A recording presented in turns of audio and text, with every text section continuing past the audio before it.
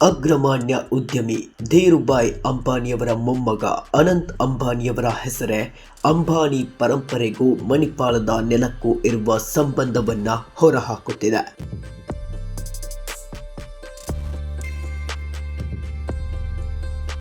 ಹೌದು, ಧೀರುಭಾಯ್ ಅಂಬಾನಿಯವರು ಪೂರ್ವ ಆಫ್ರಿಕಾದ ಎಡನ್ನಿಂದ ಭಾರತಕ್ಕೆ ಮಹತ್ವಾಕಾಂಕ್ಷೆಯನ್ನಿರಿಸಿಕೊಂಡು 1960ರ ದಶಕದಲ್ಲಿ ಬಂದಾಗ ಉದ್ಯಮ ಆರಂಭಕ್ಕೆ ಸಾಲವನ್ನ ಮಂಜೂರು ಮಾಡಲು ಬ್ಯಾಂಕ್ಗಳು ಹಿಂದೇಟು ಹಾಕಿದ್ದವು.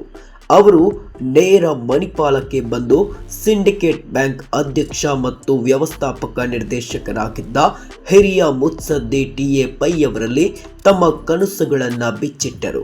ಟಿ.ಎ. ಪೈ ಅವರು ಅಂಬಾನಿಯವರ ಸಾಮರ್ಥ್ಯವನ್ನ ಮುಂದಾಲೋಚಿಸಿ ಅವರು 8 ಲಕ್ಷ ರು ಸಾಲವನ್ನ ಕೇಳಿದ್ದರೂ ಯಾವುದೇ ಜಾಮೀನು ಇಲ್ಲದೆ 10 ಲಕ್ಷ ರುವನ್ನ ಸಾಲವನ್ನ ಮಂಜೂರು ಮಾಡಿದ್ದರು.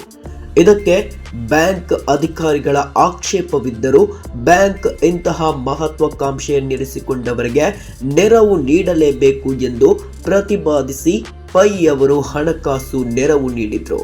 ಸಾಲವನ್ನ ಬಳಸಿಕೊಂಡು ವಿಮಲ್ ಬ್ರ್ಯಾಂಡ್ನ ಉದ್ಯಮವನ್ನ ಅಂಬಾನಿ ಆರಂಭಿಸಿ ಉದ್ಯಮ ರಂಗದ ತಾರೆಯಾದರು. ಇದರ ಕುರುಹಾಗಿ ಧೀರುಭಾಯ್ ಅಂಬಾನಿಯವರು ಮೊಮ್ಮಗನಿಗೆ ಅನಂತ ಅಂಬಾನಿ ಎಂದು ನಾಮಕರಣ ಮಾಡಿದರು. ಇದು ಟಿ.ಎ. ಪೈ ಅವರ ತೋನ್ಸೆ ಅನಂತ ಪೈ ಹೆಸರಾಗಿದೆ. ಟಿ.ಎ. ಪೈ ಅವರ ಮೇಲಿನ ಗೌರವಾರ್ಥವಾಗಿ ರಿಲಯನ್ಸ್ ಇಂಡಸ್ಟ್ರೀಸ್ ಆಡಳಿತ ಮಂಡಳಿಯ ಸದಸ್ಯರಾಗಿ ನೇಮಿಸಿಕೊಂಡಿದ್ದರು. ಟಿ.ಎ. ಪೈ ಅವರು 1981ರಲ್ಲಿ ನಿಧನ ಹೊಂದಿದಾಗ ಧೀರುಭಾಯ್ ಅಂಬಾನಿಯವರು ಮಣಿಪಾಲಕ್ಕೆ ಆಗಮಿಸಿ ಪೈ ಅವರು ತಮ್ಮ ಸಂಸ್ಥೆಗೆ ಸಲ್ಲಿಸಿದ ಸಹಕಾರವನ್ನ ಸ್ಮರಿಸಿ ಶ್ರದ್ಧಾಂಜಲಿ ಸಲ್ಲಿಸಿದ್ದರು.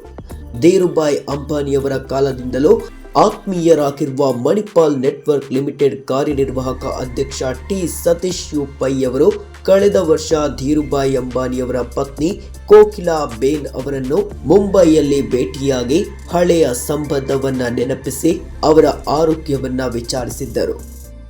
ಕಷ್ಟಕಾಲದಲ್ಲಿ ಮಾಡಿದ ಸಹಾಯವನ್ನ ಯಾವತ್ತೂ ಮರೆಯಬಾರದು ಅಂತಾರೆ. ಇದಕ್ಕೆ ಬೆಸ್ಟ್ ಎಕ್ಸಾಂಪಲ್ ಧೀರುಭಾಯ್ ಅಂಬಾನಿ ಅಂತ ಹೇಳಿದ್ರೆ ತಪ್ಪಾಗ್ಲಿಕ್ಕಿಲ್ಲ.